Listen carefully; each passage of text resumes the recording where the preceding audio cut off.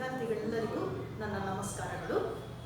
ಈ ದಿನ ಮೊದಲನೇ ಅಧ್ಯಾಯದ ಒಂದು living world, that is diversity in the living world, ಒಂದನೇ ಚಾಪ್ಟರ್ ಏನಿದೆ, ಮೊದಲನೇ ಅಧ್ಯಾಯ ಏನಿದೆ, ಅದರ ಮುಂದುವರೆದ ಭಾಗವನ್ನು ನಾನು ಇದನ್ನು ಈ ಆನ್ಲೈನ್ ಕ್ಲಾಸಲ್ಲಿ ಮುಂದುವರಿಸ್ತಾ ಹೋಗ್ತಾ ಇದ್ದೀನಿ. So in last class we discussed about the museum ಬಗ್ಗೆ ನಾವು ಡಿಸ್ಕಸ್ ಮಾಡಿದ್ವಿ. ಏನು ಮ್ಯೂಸಿಯಂ ಅಂತಂದ್ರೆ ಅಂತ ಹೇಳಿ ಅಂತ. ಸೊ ಮ್ಯೂಸಿಯಂ ನಥಿಂಗ್ ಬಟ್ ಸಂಗ್ರಹಾಲಯ ಅಂತ ಹೇಳ್ಬಿಟ್ಟು ನಾವು ಕರೀತೇವೆ. ಸೊ ಇಲ್ಲಿ ಪ್ಲಾಂಟ್ ಮತ್ತೆ ಅನಿಮಲ್ ಸ್ಪೀಶೀಸ್ ಅನ್ನ ಏನ್ ಮಾಡ್ತೇವೆ, ಪ್ರಿಸರ್ವ್ ಮಾಡಿಬಿಟ್ಟು ಸಂಗ್ರಹಿಸಿ ಇಡ್ತೀವಿ. ಅದನ್ನ ಮ್ಯೂಸಿಯಂ ಅಂತ ಕರಿತೇವೆ. ಈ ಒಂದು ಸಂಗ್ರಹಾಲಯದಲ್ಲಿ ನಾವು ಯಾವ ರೀತಿ ಇದನ್ನು ಹೇಳ್ಬೋದು ಮ್ಯೂಸಿಯಂ ಅಂತಂತಂದ್ರೆ, here both plant and animal species are pressed and preserved with suitable preservatives. So ಉಪಯುಕ್ತವಾಗಿರ್ತಕ್ಕಂಥ ಪ್ರಿಸರ್ವೇಟಿವ್ಗಳನ್ನು ಬಳಸ್ಕೊಂಡು ಅವುಗಳನ್ನು ನಾವು ಏನು ಮಾಡ್ತೇವೆ, ಸಂಗ್ರಹಿಸಿಡ್ತೇವೆ.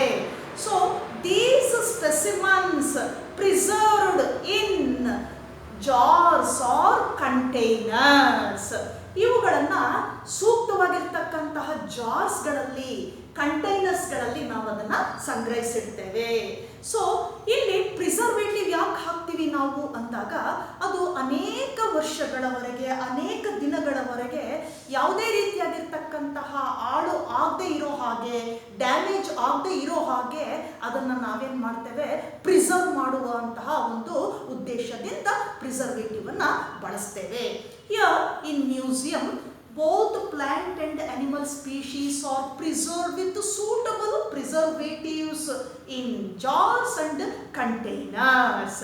ಯಾವ ಸ್ಪೆಸಿಮನ್ಸ್ ಅನ್ನು ನಾವು ಪ್ರಿಸರ್ವ್ ಮಾಡ್ತೀವಿ ಇಲ್ಲಿ ಅಂದಾಗ, I told you earlier class, that is insects ಆಗಿರಬಹುದು, ಯಾವುದಾದ್ರೂ ಕೀಟಗಳಾಗಿರಬಹುದು, ಕಾಕ್ರೋಚ್ ಇರಬಹುದು, then different phylums. So phylum animals ಯಾವ್ಯಾವುದು ಕನ್ಸರ್ನ್ ಇದೆ, ಫೈಲಮ್ಸ್ ಅಂದರೆ ಅನಿಮಲ್ಸ್ ಆಗಿರಬಹುದು. ಫಾರ್ ಎಕ್ಸಾಂಪಲ್ ಮೊಲಸ್ಕನ್ಸ್ ಆಗಿರಬಹುದು, ನೀವು ಮೃದ್ವಂಗಿಗಳನ್ನು ತಗೊಂಡಿರ್ಬೋದು, ಫ್ರೆಶ್ ವಾಟರ್ ಮಸಲ್ ಇರಬಹುದು, ಅಥವಾ ಆಕ್ಟೋಪಸ್ ಇರಬಹುದು, ಅಥವಾ ರೆಪ್ಟೈಲ್ಸ್ ಅಲ್ಲಿ ನಾವು ತಗೊಳ್ಬೋದು, ಸಂಧಿಪದಿಗಳು ಅಂತ ಏನು ಸರೀಸೃಪಗಳು ಅಂತ ಏನು ಕರಿತೇವೆ, ಅದರಲ್ಲಿ ನಾವು ಸ್ನೇಕ್ ಇರಬಹುದು, ಹಾಗೆ ಬರ್ಡ್ಸ್ ಇರಬಹುದು, ಫ್ರಾಗ್ ಇರಬಹುದು, ಫಿಶಸ್ ಇರಬಹುದು.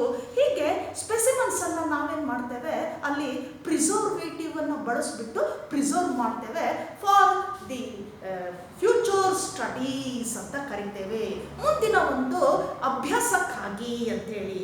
So museum especially set up for educational institutions.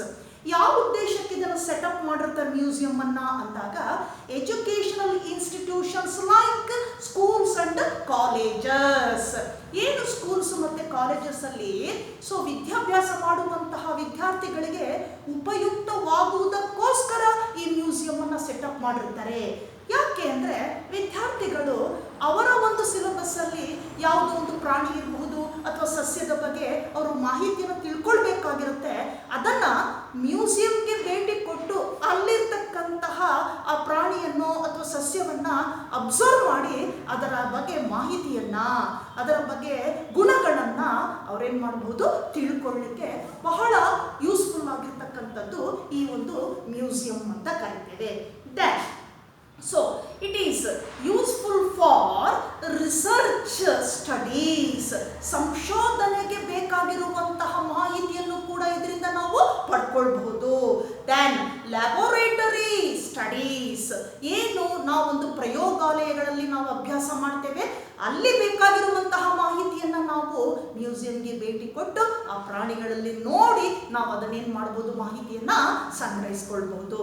So in museum we also preserved large animals with a stuffing method ಅಂತ ಕರಿತೇವೆ. So what is the meaning of stuffing? ಏನು ಹಾಗಂದ್ರೆ stuffing ಅಂದ್ರೆ ಏನು? ದೊಡ್ಡ ಗಾತ್ರದ ಪ್ರಾಣಿಗಳನ್ನ ನಾವೇನ್ ಮಾಡ್ತೇವೆ ಮ್ಯೂಸಿಯಂನಲ್ಲಿ, ಈ ವಿಧಾನವನ್ನು ಉಪಯೋಗಿಸಿಕೊಂಡು ನಾವಲ್ಲಿ ಪ್ರಿಸರ್ವ್ ಮಾಡ್ತೇವೆ. ಏನು ಸ್ಟಫಿಂಗ್ ಅಂದ್ರೆ ಅಂದಾಗ, ಈ ದೊಡ್ಡ ಪ್ರಾಣಿಗಳು ಅಂದ್ರೆ ಯಾವ್ದು ಇರಬಹುದು, ಬರ್ಡ್ಸ್ ಇರಬಹುದು, ರ್ಯಾಬಿಟ್ ಇರಬಹುದು, ಡೀರ್ ಇರಬಹುದು, ಅಥವಾ ಏನು ಒಂದು ನಾವು ಟೈಗರ್ ಅಂತ ಹೇಳ್ತೇವಲ್ಲ ಇರ್ಬೋದು, ದೊಡ್ಡ ದೊಡ್ಡದಿರ್ತಕ್ಕಂತಹ ಪ್ರಾಣಿಗಳು.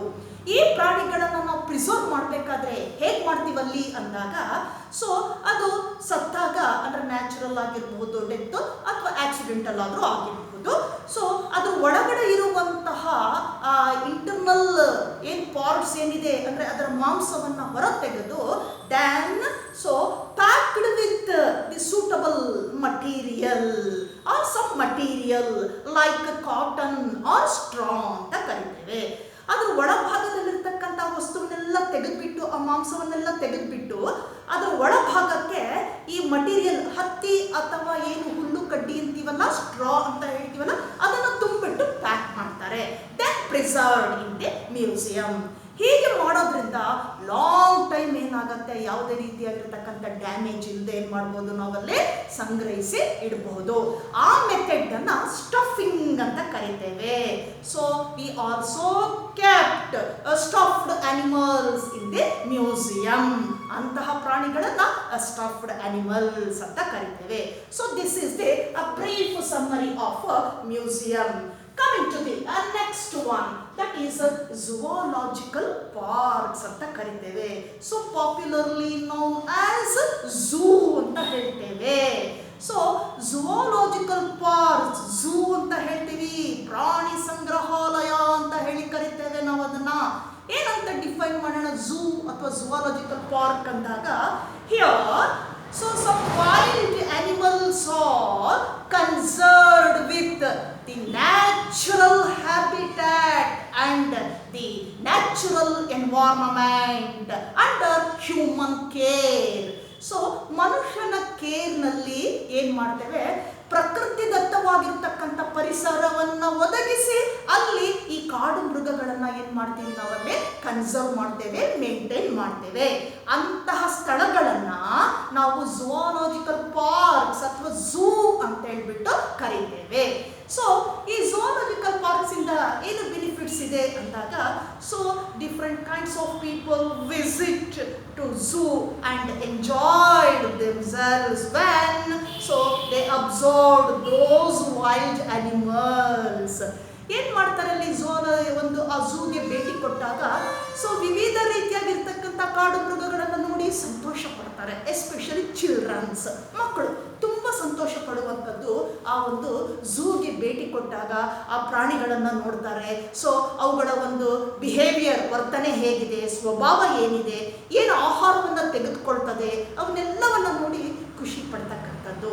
ಸೊ ಅಲ್ಲೇನು ಮಾಡ್ಬೋದು ನಾವು ಝೂಲಾಜಿಕಲ್ ಪಾರ್ಕ್ಸ್ ಇಂದ ಏನು ಅಬ್ಸರ್ವ್ ಮಾಡಬಹುದು ಅಂದಾಗ, so we find out the behavioral type of a particular animal, then feeding type, ಎಂತಹ ಫುಡ್ ಅನ್ನು ತೆಗೆದುಕೊಳ್ಳುತ್ತೆ ಅದು, ಇವೆಲ್ಲವನ್ನು ಕೂಡ ನಾವು ಅಬ್ಸರ್ವ್ ಮಾಡಬಹುದು. ಸೊ ಇದು ಒಂದು ಸೆಟಪ್, ಇದು ದಟ್ ಈಸ್ ಝೂಲಾಜಿಕಲ್ ಪಾರ್ಕ್ಸ್ ಅಂತ ಕರಿತೇವೆ, ಆರ್ ಝೂ ಅಂತ ಕರಿತೇವೆ. Then it is useful for the future studies for students or other kind of people. ಬೇರೆ ಒಂದು ಅಧ್ಯಯನಕ್ಕೆ ಯೂಸ್ಫುಲ್ ಆಗಿರ್ತಕ್ಕಂಥದ್ದು. So this is the brief summary of zoological parks or zoo. Coming to the last concept, that is keys ಅಂತ ಕರಿತೇವೆ. So keys nothing but the stored house of all informations about all categories of animal and plant species. Keys ಅಂದರೆ ಏನಪ್ಪ ಅಂದಾಗ, ಒಂದು store house ಇದ್ದ ಹಾಗೆ ಅದು. ಇಲ್ಲಿ ಎಲ್ಲ ಕೆಟಗರಿಯಲ್ಲಿ ಬರುವಂತಹ from higher to lower or lower to higher ಬರುವಂತಹ ಪ್ಲಾಂಟ್ ಮತ್ತು ಅನಿಮಲ್ ಸ್ಪೀಶೀಸ್ನ ಎಲ್ಲ ಮಾಹಿತಿಗಳನ್ನು ಕೂಡ ಏನು ಮಾಡಿರ್ತಾರೆ, ಇದರಲ್ಲಿ ಸಂಗ್ರಹಿಸಿರ್ತಾರೆ. ಯಾವುದರಲ್ಲಿ, ಕೀಸಲ್ಲಿ ಅಂತಕ್ಕಂಥ ಒಂದು ಸ್ಟೋರ್ ಹೌಸ್ ಇದ್ದ ಹಾಗೆ ಅದು. So here in keys, so the character of each specimen or each plant or an animal, so the single character always written as a pair. ಒಂದು ಗುಣವನ್ನು ಅಲ್ಲಿ ಏನು ಮಾಡಿರ್ತಾರೆ, ಎರಡು ಗುಣಗಳಿಗೆ ಅಲ್ಲಿ ನಮೂದಿಸಿರ್ತಾರೆ ಅಥವಾ ಬರ್ದಿರ್ತಾರೆ ಅಲ್ಲಿ. ಏನದು ಎರಡು ಗುಣ ಅಂದಾಗ, ಫಾರ್ ಎಕ್ಸಾಂಪಲ್ ಈಗ ಫಿಶ್ ಇದೆ ಅಂತ ಇಟ್ಕೊಳ್ಳೋಣ. ಆ ಫಿಶ್ ಏನಿದೆ, so that fish lives in both fresh and as well as marine water. ನೋಡಿ, ಗುಣ ಒಂದು ಸ್ವಭಾವ ಏನದ್ರದ್ದು, ಹ್ಯಾಬಿಟ್ಯಾಟ್ ಏನು, ನೀರಿನಲ್ಲಿ ವಾಸ ಮಾಡುವಂಥದ್ದು. ಯಾವ ನೀರು, ನೀರಿನಲ್ಲಿ ವಾಸ ಮಾಡುವಂಥದ್ದು ಅನ್ನೋದಕ್ಕೆ ಎರಡು ಪರ್ಯಾಯವಾಗಿದೆ, ಒಂದು ಸಿಹಿ ನೀರು, ಇನ್ನೊಂದು ಉಪ್ಪು ನೀರು. So that is each character with the another contrasting character. So each character written as a pair, ಜೊತೆಯಾಗಿ ಅಲ್ಲಿ ಏನ್ ಮಾಡಿರ್ತಾರೆ, ಬರೆದಿರ್ತಾರೆ. So one contrasting to other, ಒಂದು ಕ್ಯಾರೆಕ್ಟರ್ಗೆ ಏನಾಗಿರುತ್ತೆ, ಪರ್ಯಾಯವಾಗಿ ಇನ್ನೊಂದನ್ನ ಕೊಟ್ಟಿರ್ತಾರೆ ಅಲ್ಲಿ. Then so we accept one of these two. ಅಲ್ಲಿ ನಾವೇನ್ ಮಾಡ್ತೀವಿ, ನಮಗೆ ಯಾವುದು ಬೇಕೋ ಅದನ್ನ ಒಂದನ್ನ ನಾವು ಸೆಲೆಕ್ಟ್ ಮಾಡ್ತೀವಿ. Then remaining one be rejected, ಬೇಡ ಅದನ್ನ ಬಿಟ್ಬಿಡ್ತೀವಿ, ಒಂದನ್ನ ಆಯ್ಕೆ ಮಾಡ್ಕೊಳ್ತೇವೆ. So such a pair of character is termed as a doublet ಅಂತ ಕರಿತೇವೆ.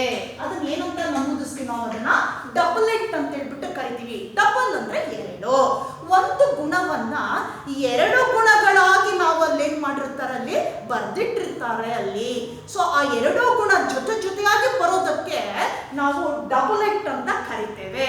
Then in case each statement is called a link ಅಂತ ಕರಿತೇವೆ, ಲಿಂಕ್ ಅಂತ ಕರಿತೇವೆ, ಲಿಂಕ್ ಅಂತ ಕರಿತೇವೆ. ಸೊ ಒಂದೊಂದು ಸ್ಟೇಟ್ಮೆಂಟ್ ಇದೆಯಲ್ಲ, ಆ ಸ್ಟೇಟ್ಮೆಂಟ್ ಅನ್ನ ಲೀಡ್ ಅಂತ ನಾವು ಅಲ್ಲಿ ಏನ್ ಮಾಡ್ತೀವಿ, ಕನ್ಸಿಡರ್ ಮಾಡ್ತೀವಿ. Lead nothing but A statement ಅಂತ ಹೇಳ್ತೇವೆ, ಇನ್ ಕೇಸ್ ಅಂತ ಹೇಳ್ತೀವಿ. ಒಂದೊಂದು ಸ್ಟೇಟ್ಮೆಂಟ್ ಅದು, ಇದು ನಾವು ಕೇಸ್ ಅಲ್ಲಿ ನೋಡುವಂಥದ್ದು. Then in case, so it has the different types of sections or units. ಈ ಕೇಸಲ್ಲಿ ಅನೇಕ ವಿಧದ ಒಂದು ಯೂನಿಟ್ಸ್ ಅನ್ನ ನೋಡ್ತೀವಿ ನಾವು, ಸೆಕ್ಷನ್ಸ್ ಅನ್ನ ನೋಡ್ತೇವೆ. ಏನದು ಬೇರೆ ಬೇರೆ ರೀತಿಯಾಗಿರ್ತಕ್ಕಂಥ ಸೆಕ್ಷನ್ಸ್ ಅಂದಾಗ, for example, so one that is flora, second one is that is manuals, third one is that is monograph, then last one is catalogs. ನೋಡಿ, ಕೇಸಲ್ಲಿ ಈ ರೀತಿ ಡಿಫರೆಂಟ್ ಸೆಕ್ಷನ್ಸ್ ಇದೆ, ಡಿಫರೆಂಟ್ ಯೂನಿಟ್ಸ್ ಇದೆ. ಸೊ ಒಂದೊಂದು ಯೂನಿಟ್ನಲ್ಲಿ ಒಂದೊಂದು ರೀತಿಯಾಗಿರ್ತಕ್ಕಂತಹ ಮಾಹಿತಿ ನಮಗೆ ಸಿಗ್ತಾ ಹೋಗುತ್ತೆ. ಅರ್ಥ ಆಗ್ತಿಲ್ಲ? So first one that is flora. ಏನಪ್ಪ ಈ ಸೆಕ್ಷನ್ ನಲ್ಲಿ ಅಂದಾಗ, flora brings the vegetative and floral characters of plants. ಈ ಸೆಕ್ಷನ್ ನಲ್ಲಿ ನಮ್ಗೆ ಏನ್ ಸಿಗುತ್ತೆ, ಎಲ್ಲ ಜಾತಿಯಲ್ಲಿ ಬರುವಂತಹ ಸಸ್ಯವರ್ಗ ಏನಿದೆ ಅವುಗಳ ಒಂದು ವೆಜಿಟೇಟಿವ್ ಸ್ಟೆಮ್ ಇರಬಹುದು, ಲೀಫ್ ಇರಬಹುದು, ಅದರ ಹ್ಯಾಬಿಟ್ಯಾಟ್ ಇರಬಹುದು, ಇದು ವೆಜಿಟೇಟಿವ್ ಕ್ಯಾರೆಕ್ಟರ್. ಹೂವಿನ ಒಂದು ರಚನೆ ಬರುತ್ತಲ್ಲ, ಸ್ಟಡಿ ಮಾಡ್ತೀವಲ್ಲ, ಅದು ಫ್ಲೋರಲ್ ಕ್ಯಾರೆಕ್ಟರ್ಸ್ ಅಂತ ಕರಿತೀವಿ. ಈ ಎರಡೂ ಗುಣಗಳನ್ನ ಏನ್ ಮಾಡಿರ್ತಾರೆ, ಇದರಲ್ಲಿ ಸಂಗ್ರಹಿಸಿ ಇಟ್ಟಿರ್ತಾರೆ. ಸೊ ಆ ಬ್ರಾಂಚ್ ಅಥವಾ ಆ ಯೂನಿಟ್ ಅನ್ನ ಏನಂತ ಕರೆಯೋಣ, ಫ್ಲೋರಾ ಅಂತ ಕರಿತೇವೆ. Flora brings the vegetative and floral characters of plant species. Then second one is manuals ಅಂತ ಹೇಳ್ತೇವೆ. So another unit or section, so that brings ಏನ್ ಕೊಡುತ್ತೆ, all kind of informations about species including both plant and as well as an animal. ಏನಿರುತ್ತೆ manual ಅಲ್ಲಿ ಅಂದಾಗ, ಎಲ್ಲ species ನ ಮಾಹಿತಿಯನ್ನ ಏನಾಗಿರುತ್ತೆ ಅಲ್ಲಿ ಸಂಗ್ರಹಿಸಿ ಇಟ್ಟಿರ್ತಾರೆ, ಮ್ಯಾನ್ಯುಯಲ್ಸ್ ಅಲ್ಲಿ ಬರ್ದಿರ್ತಾರೆ. ಸೊ ಎಲ್ಲ ಮಾಹಿತಿನೂ ಸಿಗುತ್ತೆ, ಎಲ್ಲಾ ಸ್ಪೀಶೀಸ್ ಮಾಹಿತಿನೂ ಸಿಗುತ್ತೆ. Then coming to the monograph, another section. ಇಲ್ಲೇನ್ ನೋಡ್ತೀವಿ ನಾವು monograph ಅಲ್ಲಿ ಅಂದಾಗ, monograph brings only the information of a single category or taxon. ಈ ಮಾನೋ ಅಂದರೆ ಸಿಂಗಲ್, ಒಂದು. ಏನು ಕೊಡುತ್ತಿದ್ದು ಈ ಮಾನೋಗ್ರಾಫಿಗೆ ಹೋದಾಗ ಯಾವುದಾದರೂ ಒಂದು ಕೆಟಗರಿ ಟ್ಯಾಕ್ಸ್ ಅನ್ನ ಎಲ್ಲ ಡೀಟೇಲ್ಸ್ ಅನ್ನ ಏನ್ ಮಾಡಿರ್ತಾರೆ ಅದರಲ್ಲಿ ಸಂಗ್ರಹಿಸಿ ಇಟ್ಟಿರ್ತಾರೆ. ಅದು ಒಂದು unit. So this is monograph ಅಂತ ಕರೀತೇವೆ. Then last one catalogues. So catalogues nothing but systematic arrangement of all informations ಎಲ್ಲವನ್ನ ಏನ್ ಮಾಡಿರ್ತಾರೆ ಸಿಸ್ಟಮ್ಯಾಟಿಕ್ ಆಗಿ ಕೆಟಲಾಗ್ಸ್ ಅಲ್ಲಿ ಅರೇಂಜ್ ಮಾಡಿರ್ತಾರೆ. ಅದನ್ನ ಆಲ್ಫಾಬೆಟಿಕ್ ಆಗಿ ಅರೇಂಜ್ ಮಾಡಿರ್ತಾರೆ. ಇದಿಷ್ಟು ನಾವು ಎಲ್ಲಿ ನೋಡ್ತೇವಪ್ಪ ಅಂದಾಗ ದಟ್ ಈಸ್ ಇನ್ ಕೀಸ್ ಅಂತ ಕರಿತೇವೆ. ಅರ್ಥ ಆಗ್ತಿದೆಯಲ್ಲ? ಕೀಸ್ ಅಂತ ಕರಿತೀವಿ. Nothing but store house of all informations of species ಅಂತ ಕರಿತೇವೆ. So this is enough. So this is completes or so that completes the first chapter of first unit, that is diversity in the living world. ಇಲ್ಲಿಗೆ ಮೊದಲನೇ ಅಧ್ಯಾಯ ಏನಿದೆ ಮುಕ್ತಾಯ ಆಗುತ್ತೆ. ಹಾಗಾದ್ರೆ ನಾವು so we recall the first chapter, the factors or main points or terminology.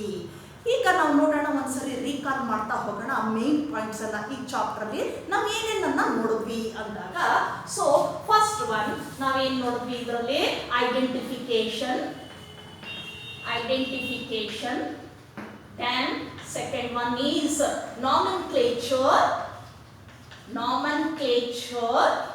Then third one is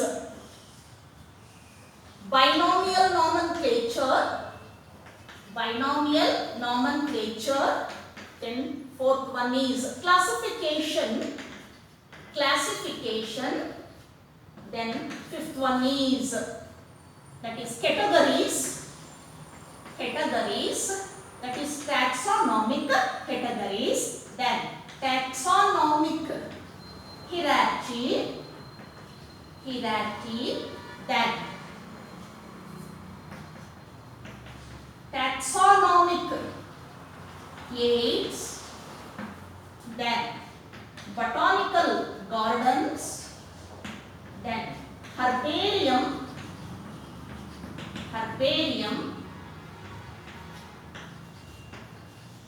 museum, zoo and keys. ನೋಡಿ, first chapter ಅಲ್ಲಿ ನಾವಿಷ್ಟು ಒಂದು ಟರ್ಮಿನಾಲಜಿ ಅಥವಾ ಇಷ್ಟು ಪಾಯಿಂಟ್ಸ್ ಅನ್ನ ನಾವು ಸ್ಟಡಿ ಮಾಡಿದ್ವಿ. ಫಸ್ಟ್ ನಾವು ನೋಡಿದ್ವಿ ಲಿವಿಂಗ್ ವರ್ಲ್ಡ್ ಅಂದ್ರೆ ಯಾವುದು ಲಿವಿಂಗ್ ಆಕ್ಟಿವಿಟೀಸ್ ಇದೆ ಅಂತ. ಲಿವಿಂಗ್ ಆಕ್ಟಿವಿಟೀಸ್ ಇರುವಂಥದ್ದೆಲ್ಲ ಪ್ರಾಣಿ ಮತ್ತು ಸಸ್ಯ ವರ್ಗದಲ್ಲಿ ನೋಡ್ತೇವೆ. These two considered as living things ಅಂತ ಕರಿತೇವೆ. ಅದರಲ್ಲಿ ನಾವು how we identify the plant R animal species through identification ಯಾಕೆ ಬೇಕು ಅಂದಾಗ ನಾವು ಗುರುತಿಸ್ಬೇಕು ಇದು ಇಂತಹದೇ ಸಸ್ಯ, ಇಂತಹದೇ ಪ್ರಾಣಿ ಅನ್ನುವಂಥದ್ದು. ಹಾಗೆ ನಾಮೆನ್ಕ್ಲೇಚರ್, ಗುರುತಿಸಿದಂತಹ ಸಸ್ಯ ಅಥವಾ ಸ್ಪೀಶೀಸ್ಗೆ ನಾವು ಹೆಸರನ್ನು ಕೊಡುವಂಥದ್ದು, ಪರ್ಟಿಕ್ಯುಲರ್ ನೇಮ್ ಅನ್ನು ಕೊಡುವಂಥದ್ದು. ಇದರಲ್ಲಿ ಆ ನೇಮ್ ಕೊಡುವಂಥದ್ದಕ್ಕೆ ನಾಮೆನ್ಕ್ಲೇಚರ್ ಅಂತ ಕರಿತೇವೆ. ಒಂದಕ್ಕೆ ನಾವು ಸೈಂಟಿಫಿಕ್ ನೇಮ್ ಕೊಟ್ಟಾಗ ಎರಡು ಹೆಸರುಗಳನ್ನ ಕೊಡ್ತಾ ಹೋಗ್ತೇವೆ. ಒಂದು ಜನರಿಕ್ ನೇಮ್ ಅಂತ ಕರಿತೀವಿ, ಇನ್ನೊಂದು ಸ್ಪೆಸಿಫಿಕ್ ಎಪಿಥೆಟ್ ಅಂತ ಕರಿತೇವೆ. ಆ ಸಿಸ್ಟಮ್ ಅನ್ನ ಬೈನಾಮಿಯಲ್ ನಾಮೆನ್ಕ್ಲೇಚರ್ ಅಂತ ಹೇಳ್ತೀವಿ. ನೆಕ್ಸ್ಟ್ ಕ್ಲಾಸಿಫಿಕೇಶನ್, ವರ್ಗೀಕರಣ ಅಂತ ಕರಿತೀವಿ. ನೆಕ್ಸ್ಟ್ ಟ್ಯಾಕ್ಸಾನಮಿಕ್ ಕೆಟಗರೀಸ್, ಒಂದೊಂದೊಂದು ಗ್ರೂಪ್ ಅನ್ನು ಕೂಡ ಒಂದೊಂದು ಕೆಟಗರಿಯಾಗಿ ನಾವೇನ್ ಮಾಡ್ತೀವಿ ಕ್ಲಾಸಿಫೈ ಮಾಡ್ತಾ ಹೋಗ್ತೇವೆ. ಒಂದು ಕೆಟಗರಿಯನ್ನ ಟ್ಯಾಕ್ಸಾನ್ ಅಂತ ಕರಿತೀವಿ ನಾವು. ಸೊ ಕೆಟಗರೀಸ್ ಅಂದ್ರೆ ಟ್ಯಾಕ್ಸಾ ಪ್ಲೂರಲ್, ಕೆಟಗರಿ ಅಂದಾಗ ಟ್ಯಾಕ್ಸಾನ್ ಅಂತ ಕರಿತೀವಿ, ಸಿಂಗ್ಯುಲರ್ ಅಂತ ಹೇಳ್ತೇವೆ. ನೆಕ್ಸ್ಟ್ ಟ್ಯಾಕ್ಸಾನಮಿಕ್ ಹಿರಾರ್ಚಿ, ಏನ್ ಮಾಡ್ತೀವಿ ಆಲ್ ಕೆಟಗರೀಸ್ ಆರ್, ಸೊ ಅದನ್ನ ನಾವೇನ್ ಮಾಡ್ತೀವಿ group into a systematic manner or levels ಅಂತ ಕರಿತೇವೆ. ಸೊ ಅದನ್ನ ನಾವು ಟ್ಯಾಕ್ಸಾನಮಿಕ್ ಹಿರಾರ್ಚಿ ಅಂತ ಹೇಳ್ತೇವೆ. Then that manner, that type of arrangement, that is ascending and descending type. Ascending ಅಂದಾಗ ಫ್ರಮ್ ಲೋಯರ್ ಟು ಹೈಯರ್. ನಾವು ಇಲ್ಲಿ ನೋಡ್ತಕ್ಕಂಥ ಇಂಪಾರ್ಟೆಂಟ್ ಕೆಟಗರೀಸ್ ಯಾವ್ಯಾವುದನ್ನ ಸ್ಟಡಿ ಮಾಡಿದ್ವಿ, ಸ್ಪೀಶೀಸ್, ಜೀನಸ್ ಇದೆ. ನೆಕ್ಸ್ಟ್ ಒನ್ ಬರ್ತದೆ ನಮಗೆ ಅಲ್ಲಿ ಯಾವುದು ಫ್ಯಾಮಿಲಿ, ಆಮೇಲೆ order, class, phylum and kingdom. ಕೆಳಗಿನಿಂದ ಮೇಲಕ್ಕೆ ಹೋಗೋದು, ಸ್ಪೀಶೀಸ್ ಇಂದ ಕಿಂಗ್ಡಮ್ ಹೋಗ್ತಕ್ಕಂಥದ್ದನ್ನ ನಾವು ಅಸೆಂಡಿಂಗ್ ಅಂತ ಕರಿತೀವಿ. ಹಾಗೆ ಹೈಯರ್ ಇಂದ ಕಿಂಗ್ಡಮ್ ಇಂದ ಸ್ಪೀಶೀಸ್ ಬರುವಂತದ್ದನ್ನ ನಾವು ಡಿಸೆಂಡಿಂಗ್ ಆರ್ಡರ್ ಅಂತ ಕರಿತೇವೆ. So both ascending and descending, that is lower to higher and higher to lower type of arrangement of categories ಅಂತ ಕರಿತೇವೆ ವಿತ್ ಸೂಟಬಲ್ ಎಕ್ಸಾಂಪಲ್ಸ್. ಅದಕ್ಕೆ ಏನ್ ಬರುತ್ತೆ ಎಕ್ಸಾಂಪಲ್, ಸೂಟಬಲ್ ಎಕ್ಸಾಂಪಲ್ಸ್ ಪ್ರತಿ ಕೆಟಗರಿಯಲ್ಲೂ ಕೂಡ ನಾವು ಸ್ಟಡಿ ಮಾಡ್ತಾ ಹೋಗ್ವಿ. Then next one is taxonomical aids ಅಂತ ಹೇಳಿದ್ವಿ.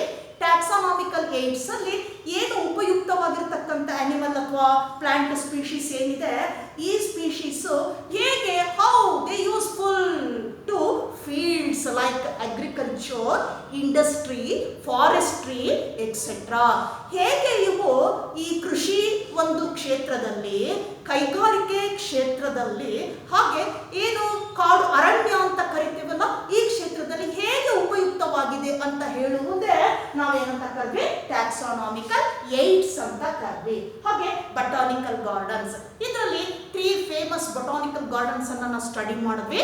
One Kew at London, second one is Howrah at West Bengal, that is National Botanical Garden. Then last one is Lucknow, that is National Botanical Research Institute ಅಂತ ಕರಿತೀವಿ. ಇದು ನಿಮ್ಮ ಒಂದು ಸಿಲೆಬಸ್ ಅಲ್ಲಿ ಮೆನ್ಷನ್ ಮಾಡಿರುವಂತಹ 3 the famous botanical gardens. Next one herbarium ಅಂತ ಹೇಳಿದ್ವಿ. So herbarium nothing but storehouse of plant species with dried, pressed and preserved on sheets. Sheets ಮೇಲೆ ಏನು ಮಾಡ್ತೀವಿ, ಅದನ್ನ ಪ್ರಿಸರ್ವ್ ಮಾಡ್ತೇವೆ. ಅದನ್ನ ಆ ವಿಧಾನವನ್ನ ನಾವು ಹರ್ಬೇರಿಯಂ ಅಂತ ಕರಿತೇವೆ. ಅಲ್ಲೇನಾಗುತ್ತೆ, ಸಿಸ್ಟಮ್ಯಾಟಿಕ್ ಆಗಿ ಪ್ಲಾಂಟ್ ಸ್ಪೀಶೀಸ್ ಅನ್ನ ಏನು ಮಾಡಿರ್ತೀವಿ, ಸ್ಟೋರ್ ಮಾಡಿರ್ತಾವೆ ಅಲಾಂಗ್ ವಿತ್ ಇನ್ಫಾರ್ಮೇಶನ್, ಎಲ್ಲ ಮಾಹಿತಿಗಳೊಂದಿಗೆ. Next one is museum, then zoo, then the last concept is keys. So that completes the first chapter, the diversity in the living world. Now we come to the exercise part. ಈಗ ನೋಡೋಣ ಹೇಗೆ questions ಅನ್ನು ನಿಮಗೆ frame ಮಾಡ್ತಾರೆ annual examination ಅಲ್ಲಿ ಅನ್ನೋದನ್ನ ನೋಡೋಣ. First the 1 mark question. 1 ಮಾರ್ಕಿಗೆ ಯಾವ ರೀತಿ ಕೇಳಬಹುದು ನಿಮಗೆ ಪ್ರಶ್ನೆಗಳನ್ನ ಅಂದಾಗ, first one define species. Next name the scientific name of mango or man. Third one define taxa. Fourth one, what are taxonomic categories? Who proposed binomial nomenclature. Sixth one, define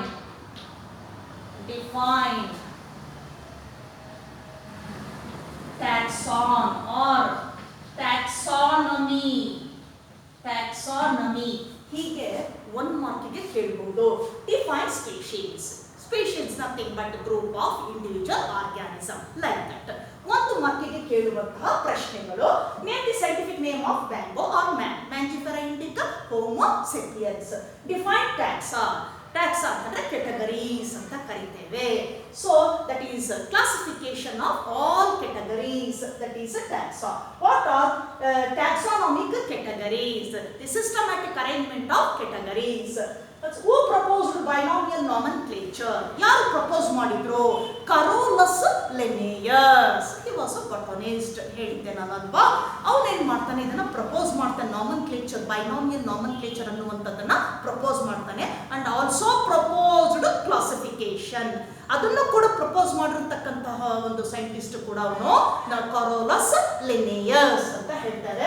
that define taxonomy taxonomy ಏನು ಹಂಗಂದ್ರೆ taxonomy nothing but deals with the study of all informations of species ಅಂತ ಕರಿತೀವೋ all informations of categories. ಹೀಗೆ 1 ಮಾರ್ಕಿಗೆ ಕೇಳುವಂತಹ ಪ್ರಶ್ನೆಗಳು. ಹಾಗೆ ಬರೋಣ 2 ಮಾರ್ಕ್ಸ್ಗೆ ಯಾವ್ಯಾವ ಕೇಳ್ಬೋದು, 2 ಮಾರ್ಕಿಗೆ ಯಾವ್ಯಾವ ಕೇಳ್ಬೋದು. Right ascending or descending manner of categories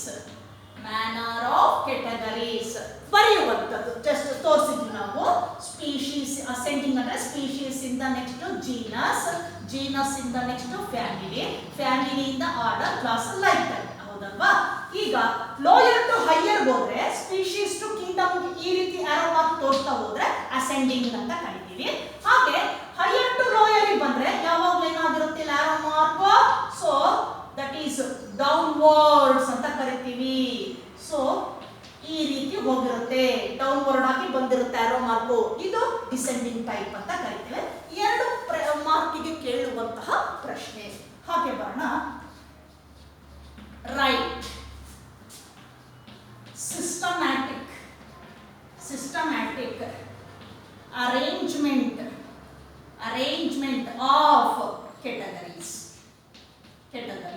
species, ಆಮೇಲೆ genus, ಅದಾದ್ಮೇಲೆ ಫ್ಯಾಮಿಲಿ, ಈ ತರ ಬರ್ಕೊಂತ ಹೋಗ್ತಕ್ಕಂಥದ್ದು. ಹಾಗೆ 3ನೇ ಬರೋಣ. ರೈಟ್ a note on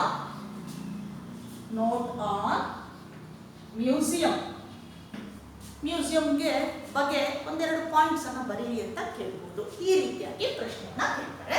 ಹಾಗೆ ಬರೋಣ 3 ಮಾರ್ಕ್ಸ್ಗೆ ಹೇಗೆ ಕೇಳ್ಬೋದು. 3 mark question. Write a brief account of museum or botanical gardens. Next one ಅದೇ ರೀತಿ ಕೇಳಬಹುದು. Write any 3 points of taxonomic aids ಏನಿದೆ useful to different industry and also useful to study of different plants and animals. It is also useful for research and laboratory studies. ಹೀಗೆ 3 point ಅನ್ನ ಬರೆಯುವಂಥದ್ದು. 5 marks ಕೇಳಿದ್ರೆ ಹೇಗೆ ಕೇಳ್ತಾರೆ ನಿಮಗೆ questions ಅಂದಾಗ. So right A notes on museum and herbarium. ಈ ತರ 2 ಸೇರಿಸ್ಬಿಟ್ಟು 5 ಮಾರ್ಕ್ಸ್ಗೆ ಕೇಳ್ತಾರೆ. ಒಂದೊಂದಕ್ಕೆ 2.5 ಮಾರ್ಕ್ಸ್ ಇರುತ್ತೆ. 2.5 ಮಾರ್ಕ್ಸ್ ಈಚ್. ಒಂದೊಂದಕ್ಕೆ ಇರುತ್ತೆ 2.5 ಮಾರ್ಕ್ಸ್. ಈ ರೀತಿ ಕ್ವಶನ್ಸ್ ಅನ್ನ ಮೊದಲನೇ ಚಾಪ್ಟರ್ ಕೇಳ್ತಾರೆ. ಏನು 1 ಮಾರ್ಕ್ಗೆ ಕೇಳಿದ್ವಲ್ಲ, ಡಿಫೈನ್ ಸ್ಪೀಶೀಸ್ ಆರ್ ಡಿಫೈನ್ ಟ್ಯಾಕ್ಸಾನ್, ಈ ತರ ಏನಕ್ಕೆ ಹೂ ಪ್ರಪೋಸ್ಡ್ ದಿ ಬೈನಾಮಿಯಲ್ ನಾಮನ್ಕ್ಲೇಚರ್ ಹೀಗೆ ಕೇಳ್ತಾರಲ್ಲ 1 ಮಾರ್ಕ್ಗೆ. ಸೊ expected questions ಅವೆಲ್ಲ ಕೂಡ. So that completes the first chapter, that is diversity in the living world. Then so we take on the next chapter, that is biological classification in next class. Till then, goodbye.